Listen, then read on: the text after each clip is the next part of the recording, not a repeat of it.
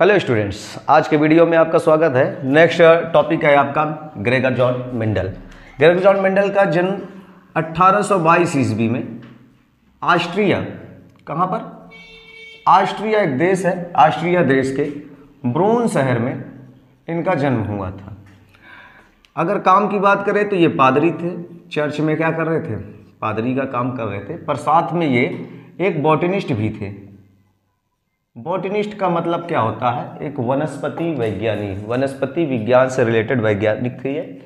और मटर के पौधे पर ये प्रयोग कर रहे थे। कहाँ पर प्रयोग कर रहे थे? मटर के पौधे पर प्रयोग कर रहे थे।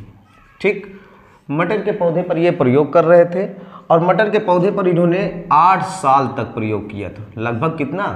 8 साल तक प्रयोग किया। और 8 साल में इन्होंने कुल मटर के पौधे कितना? 2800 मटर के पौधों पर प्रयोग कर लिया था। और इतना प्रयोग करने के बाद उन्होंने अपना ये जो क्या कहते हैं नियम बनाया।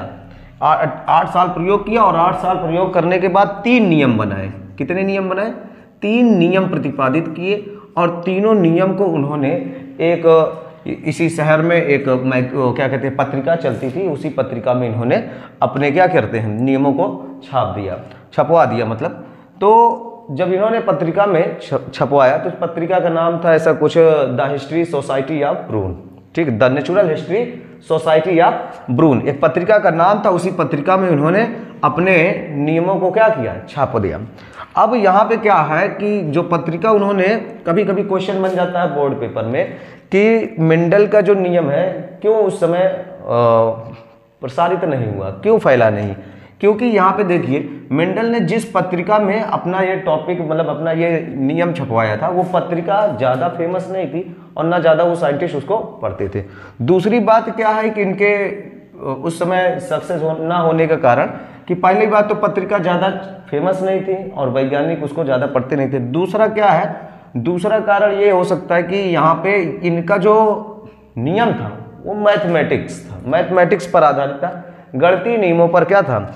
आधारित था। तो इससे क्या होता है कि ज़्यादा अब जीव विज्ञान से रिलेटेड जो वैज्ञानिक थे मैथ पर ज़्यादा विशेष ध्यान नहीं देते थे। पर फिलहाल तीसरा पॉइंट क्या था? तीसरा पॉइंट था उस समय चल रहा था लैमार्कवाद और डार्विनवाद, जिसके कारण इनका जो है लैमार्कवाद डार्विनवाद की तरफ लोगों का ज़्यादा रुझाव था और लोगों ने इन पर विशेष ध्यान नहीं दिया, लैमार्क मेंडल के नियमों पर। अब बात करते हैं मटर के पौधे। मेंडल ने मटर के पौधे का चयन क्यों किया? ठीक है, क्यों मटर के पौधे का चयन क्यों किया गया?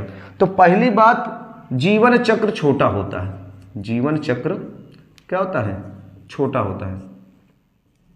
मटर के पौधे का जीवन चक्र क्या होता है? छोटा होता है। ठीक है, जिस पर आसानी से प्रयोग किया जा सकता है। जीवन चक्र छोटा होगा, पौधे भी छोटे होते हैं। और दूसरी बात यह है कि इसमें स्वपरागण भी देखा जा सकता है। क्या देखा जा सकता है? स्वपरागण। इनमें स्वपरागण भी हो सकता है। तो स्वपरागण होने के कारण इसको क्या किया था? इन्होंने चयन किया था। तो नेक्स्ट क्या है कि इसमें जो लक्षण हैं, लक्षण स्पष्ट दिखाई देते हैं, स्पष्ट दिखाई देते हैं। ठीक है, तो लक्षण स्पष्ट दिखाई देते हैं। जो भी मटर के पौधे के जो भी लक्षण हैं स्पष्ट दिखाई देते हैं। और स्वपरागण इसमें संभव होता है। द्विलिंगी होता है पुष्प, इसका पौधा क्या होता है? द्विलिंगी होता है। तो कहने का मतलब है कि इसमें जो पुष्प लगेगा वो द्विलिंगी होगा, जीवन चक्र छोटा होता है और लक्षण स्पष्ट दिखाई देने वाले होते हैं। इसीलिए मटर के पौधों का चयन किया था। कभी कभी ऐसा पेपर में पूछ लिया जाता है मेंडल ने मटर के पौधे का चयन क्यों किया था? तो कारण यही है, 3 चीजें।